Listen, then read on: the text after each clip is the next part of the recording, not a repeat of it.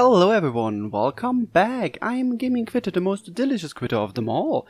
Today we're going to talk about the new mana spirals that have been released today. It's 5 light adventurers who've got their mana spirals, and in this video I want to go over all of the changes, and I'll try to keep it as short as possible. I'll put the before and afters on the screen. This whole format thingy is still a bit new to me, so if you have any suggestions on how to make it better or how to improve on this, I would love to have them in the comments below.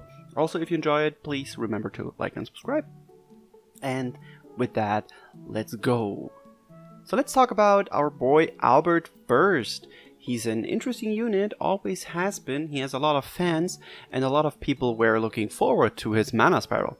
So his first skill, Lightning Burst, doesn't really change that much. So I'm only going to talk about what's changed here, because you have everything on the screen, and you can just look at it yourself. You lazy people want me to read all of it? No. So, with his Lightning Burst, he now does more damage to paralyzed foes, which is, like, it's not that uncommon to just use Punisher skills now, and not really surprising either. So, not a lot of changes here. He just does more damage to paralyzed foes, which, you know, something's kind of sad that his base attack doesn't really change, like he doesn't get stronger with his mana spiral if the enemy is not paralyzed. So that's a little bit sad. Would have loved if the base attack also would have gotten buffed a little bit, but well, usually like in High Zodiark, they are like, Zodiark is always paralyzed when you have a good team comp, so that shouldn't be much of a problem. His second skill, Thunderous Impulse, has also seen, well, some changes. There's a big change in the abilities later, but I'll talk about it in a second. Right now, Thunderous Impulse has just a change of percentages, like he does more light damage with his force strikes than before, and I have to switch between these. He does, when he inflicts paralyzes, it does way more damage now, so that's really cool. And also the whole Thunderous Impulse electrification lasts longer. I think it's 5 seconds longer, which isn't too bad. The main change about Thunderous Impulse is that it now has a extremely high HP cost, and well, this is because Impulse Slash, his new ability, we'll talk about it in a second, is now, well, affecting this. I will talk about the other stuff first, and then we'll talk about this. So his Force Strike has changed a little bit, like his Force Strike ability. It's called Impulse Slash now, and it grants Albert a unique Force Strike, and he still has 50% more damage, basically, in his base form. But when the user is not electrified, the user's Force Strikes will consume up to 5% of the Thunderous Impulse skill's skill gauge. When the user is electrified, the skill gauge will not be consumed, and Force Strike damage will be increased by an additional 10%. So basically you have to wait with Force Striking until you have your Thunderous Impulse effect, like until you're electrified, because if you don't wait until you have that, well, you will probably never get it, because if you just keep spamming Force Strike, well, then you lose your skill gauge. This seems kind of weird, but it's an interesting concept. So they really want you to just fill up the Thunderous Impulse skill before you start spamming Force Strikes, and then his Force Strike does become stronger. So I guess that's good, but I've read that not everyone is happy about this, but it's an interesting mechanic, I think. And with a lot of mana spirals, they just changed his Poison Res to Potent Poison Res, which means that when he gets hit by an attack that would poison him, his strength increases by 15% for 10 seconds. After activating, this buff will not activate again for 15 seconds. So in theory, just get hit, get poisoned, or get not poisoned, and then you will be even stronger. Yay! So also, his electrically charged ability has changed a little bit. it now increases his strength by 30% and his attack rate by 10% when he is electrified. So I guess his whole thing is now, like I already said, just keep spamming normal attacks. His second skill does charge automatically. It also gets charged by you attacking. It seems that it takes quite a while until your skill is charged. But once it is, you can just keep spamming 4 strikes and all of that, because then you will not deplete the skill gauge anymore. If my math is completely correct, if you do not attack at all, which would be weird if you just be standing around, it would take over half a minute until the Thunderous Impulse attack is completely filled up. So it takes quite some time until he can actually hit hard, but I'm pretty sure that once he does, he hits hard. So I think it is an interesting mana spiral. I'm not entirely sure if it's OP or anything like that. I guess that we'll have to see. And should you spiral him? Well, I think he's an interesting character, and his playstyle has changed quite a bit from this mana spiral. Like I said, you need to wait until you can use your 4 strikes. And especially in High Zodiac, for example, you want to deplete the overdrive bar really quickly. But I think at the point when you have to do that, I think you might actually have it up already. But we'll have to see about that. Will I mana spiral him? Not entirely sure. I think there's other units that I want to play in Tartarus fight that's coming. So maybe I'm not going to spiral him. But please tell me in the comments below if you're going to spiral him. Enough with Albert. Now let's talk about Amane. She's the only 4-star unit who got their mana spiral now. There's no 3-star units who got their mana spiral. And her first skill, Imperial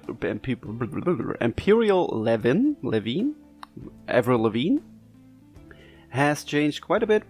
It now inflicts Paralysis for 13 seconds and damaging the enemy, obviously. And paralyzed foes also take 2 hits of light damage instead. It also deals 2 bonus hits based on the number of buffs the user has. So her skill 1 has changed quite a lot. It inflicts paralysis, it does more damage to a paralyzed enemy, and it also deals more damage the more buffs she has. And like it says, deals up to 2 bonus hits. So if she has 2 buffs, that means she does 2 bonus hits. The percentage on these aren't too high, and I think it's just, since it's just a bonus hit, it's not too bad. But this is a cool change for her skill 1, I think. Her skill 2, Hallowed Raiments, hasn't really changed. It's just a little increase in the numbers. Like, it now increases her strength by 20% for 10 seconds and increases her max HP by 15% for the remainder of the quest. And which means that she only has to use her skill 2 twice instead of 3 times. Because before that, or let's just say until she has the regen effect. Like if you use the skill again, you get an HP recovery effect, and you had to use Hallowed Raiments 3 times before, and now you just have to use it 2 times. And when you use it, the skill a third time, she now gets her HP recovery effect, which is really cool, and it helps surviving. Amane used to have a skill prep ability, which meant that at the start of a quest, her skill gauges were filled by 75%.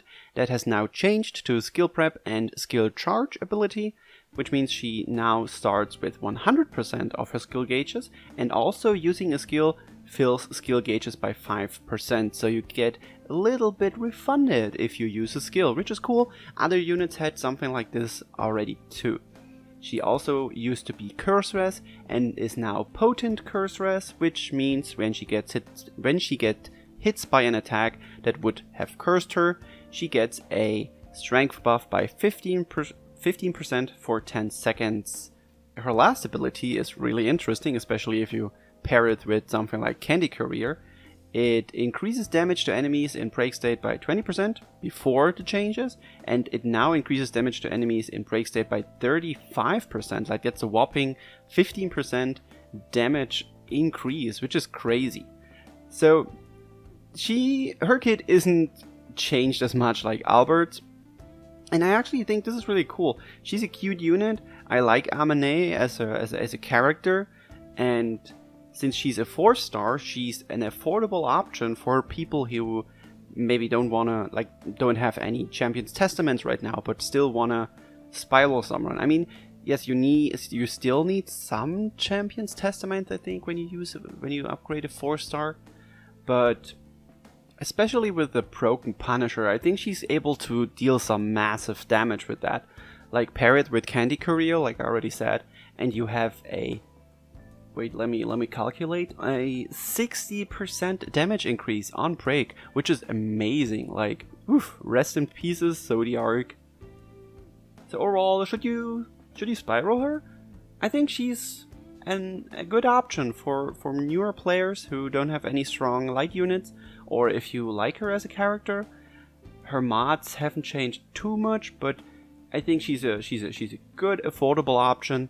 She's not broken or anything, but yeah, I think she's if you like her and you have the resources, I personally think, yeah, spiral her if you don't have anything else, which might be better. So, like other units that we are going to talk about now. Do you guys remember the time when Hildegarde was pretty much the best healer Dragalia Lost had, and she was actually used in a lot of content even when it was off element? Yes, that was pretty much right at the start of the game. Everyone was like, you need to have a Hildegarde in your team or you will die in a raid. So I don't think these times will come back because Halloween Lowen is a thing and he's really, really good. But her new changes with the mana spirals? Spicy. So her Radiant Savior healing skill now heals 130% recovery potency, and it still removes curse.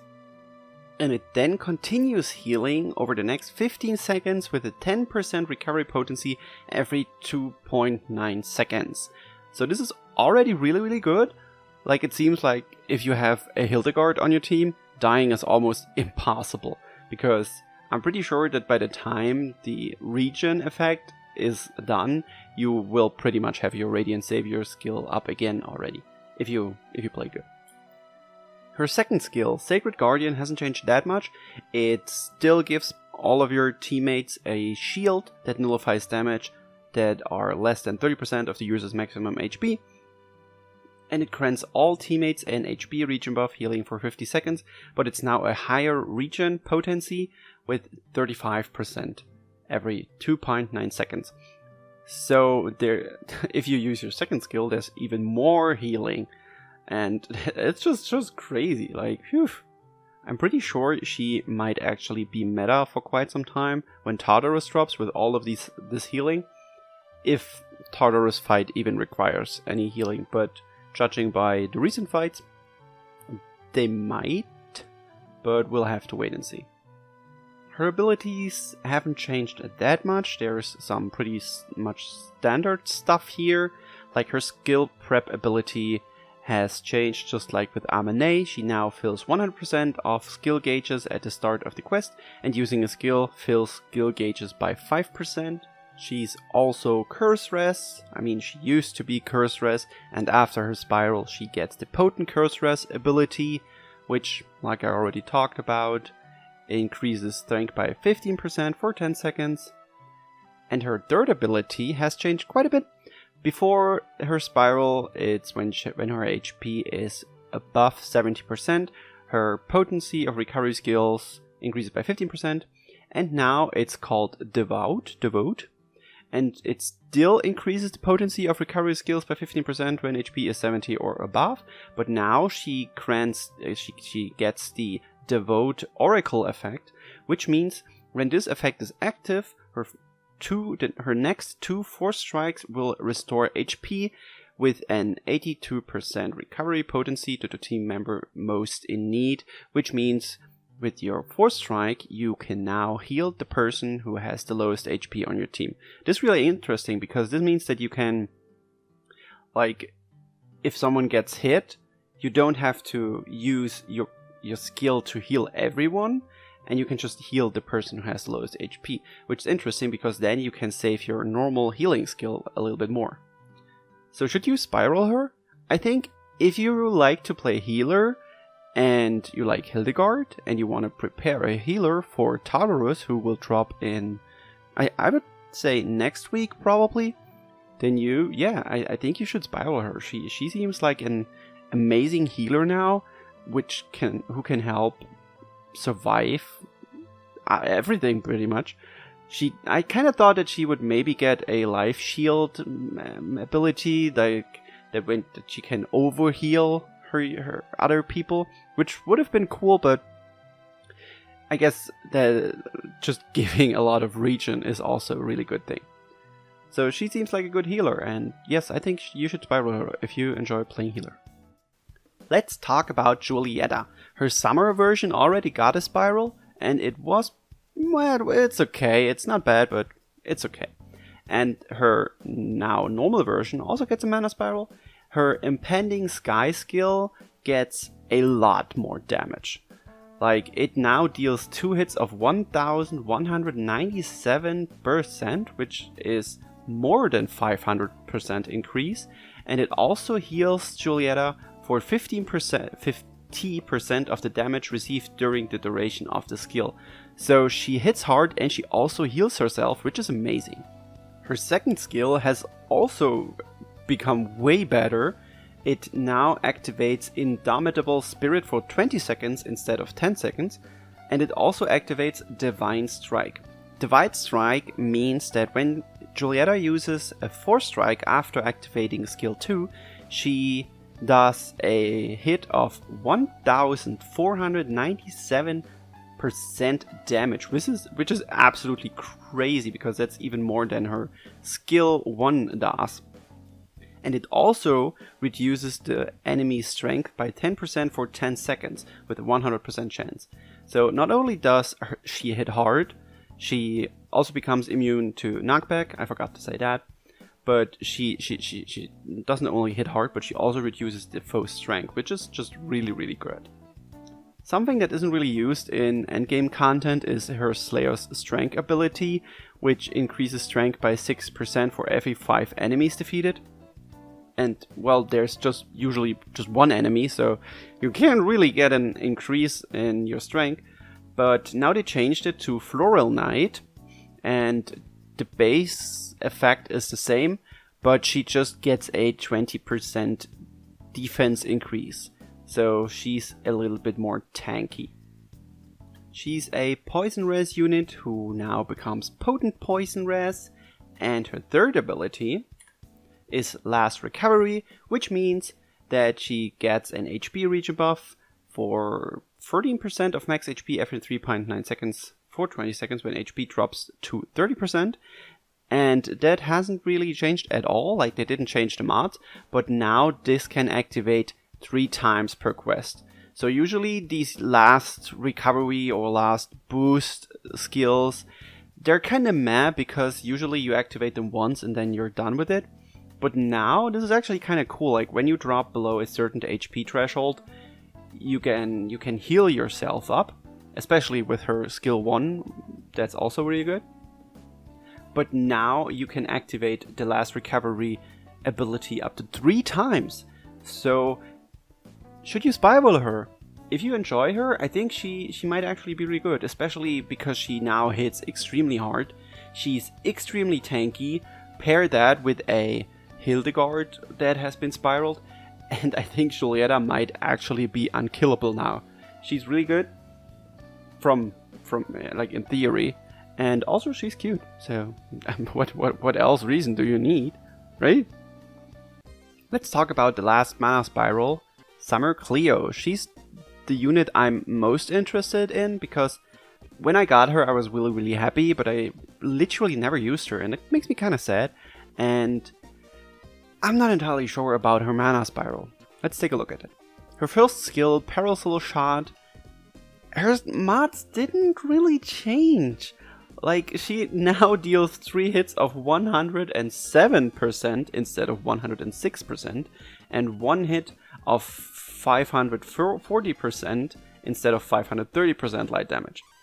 Also, she still has the ability that she does more extra shots the more buffs she has, and instead of 4 additional shots, she can now shoot 5 additional shots, which I guess means that she technically can do a 100%, like another shot with 107% damage mod more. So, interesting, maybe not like broken or anything. It doesn't seem too good. I would have loved to have a little bit more increase in the damage mods, but maybe otherwise it would have been too strong. I don't know, but it's just kind of sad to see like just 1% increase with these. I guess what could make her really, really good are the changes to Tropical Breeze. Like before, for 10 seconds increases the user's and nearby allies' strength by 5%, critical rate by 3%, skill damage by 10%, and skill gauge fill rate by 10%. That hasn't changed. You still need to be nearby your allies to buff them and yourself. But now there's a whole new paragraph that gives Cleo more buffs depending on how many more adventurers or like other players are nearby. Like if there's just one adventurer, her defense gets increased by 10%. If there's 2 more adventurers, it adds 10% to the modifier applied to critical damage for 10 seconds. And if like the whole team is grouped up, you immediately ready skill 1, which is actually really good. Like if you can plan it or really good, you can just shoot a lot. That sounds weird. Like you can use your skill 1 immediately again. So this also helps getting 5 shots off with her normal skill with her skill 1, because usually if you use skill 2, you have 1, 2, 3, 4 buffs, which means you can shoot up to 4 times, like do 4 additional shots. And with the new changes, you pretty much are guaranteed to always have 5 shots, but only if you're grouped up with others. This is interesting. Like, I think this might be good. It is interesting. It's an interesting change. It's a completely new mechanic, I think. I don't think any other units have something like that. And this is good. This is good. I think this is good. I'm just going to tell myself that this is really good. Her abilities haven't changed that much. She still has the Paralysis equals skill haste ability, but instead of 10% skill gauge fill rate increase, it now increases up to 12% more. So you can, once you paralyze an enemy, your skill gauge fills quicker, which means more buffs for you. And she also is a Curse Res unit, which means that she now has the Potent Curse Res ability. And her third ability is the Paralyzed Punisher ability. It hasn't changed that much either. I would have loved if she would get an increase like Amane, but it's now 35% instead of 30% Paralyzed Punisher. So should you spiral her? I think she's interesting. I'm not entirely sure if she's really, really good or broken or anything. I think I will actually spiral her. I love her. I love her design just so much. And actually, I remembered that my first High Zodiac clear was with a Samuel Cleo on my team. So I'm really thankful for whoever carried me back then. So I think if you play her right, she might become really, really good, because she's not only buffing herself, but also other units on the team. Which means that you can also help and support the other players in your team. So I think her spiral is pretty good. Sure, spiral her if you like her. Don't expect her to be like the broken unit or anything. Although, I wonder if when you have 4 summer clears on your team and everyone buffs the others, oh, maybe there's a weird broken strategy in store for us. But we'll have to see, because with this you could buff yourself and the others, and then there's a lot of buffs, and also like you also increase the critical damage, and whew, this is interesting now that I'm thinking about it. I guess I have to dive into that in the Discord and talk to the others. Maybe this is a good idea. Maybe this could be broken or anything. I don't think it would be, but it's good. It's cool. Okay, enough rambling. And that's pretty much it. Thank you all so much for watching. Please tell me in the comments below which units you are going to spiral. Sorry for stumbling over my own words sometimes. I really need to make a script for these kind of videos in the future. I hope you still enjoyed it. If I made any mistakes, please tell me, because I'm still new to diving into the mana spirals, like diving deep into it head first, and sometimes there's small things that I overlook or anything like that, so please correct me in the comments if there's anything wrong that I said. Tell me in the comments also what you think in general about these spirals, and please remember to subscribe and like, because that helps me grow and it helps me mentally because it makes me happy. So also, please remember to join our Discord. The link is in the description below. If you have any questions for the game, or if you want to talk about the spirals, or about the new story chapter that has been released, please join us. There's a lot of awesome and friendly people there. We have a lot of fun, and we also post really nice memes. So, see you guys in the next video. Bye!